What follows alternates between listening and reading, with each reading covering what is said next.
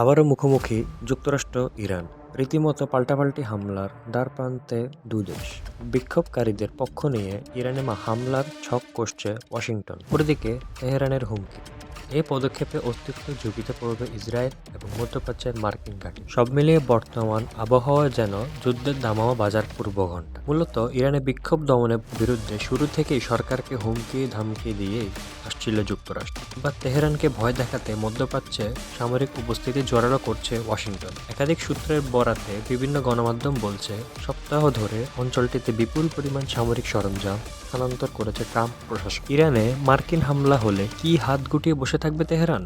এর সম্ভাব্য উত্তর অবশ্য মিলেছে মাস কয়েক আগেই নিজেদের পরমাণু স্থাপনায় যুক্তরাষ্ট্রের হামলার জেরে গেলে জুনে কাতার ও ইরাকের মার্কিন ঘাঁটিতে ক্ষেপণাস্ত্র হামলা চালায় তেহরান।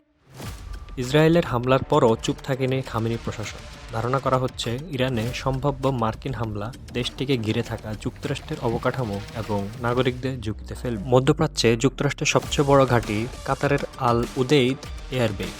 ৬০ একরের সামরিক স্থাপনাটিতেই ১০,০০০ মার্কিন সেনা ও তাদের পরিবারের বাস। মোতায়েন রয়েছে শতাধিক এয়ারক্রাফট। আর বাহরাইনে বিদ্যমান নৌঘাঁটির সহায়তায় মধ্যপ্রাচ্যে ব্যাপক নেভাল সাপোর্ট পায় যুক্তরাষ্ট্র।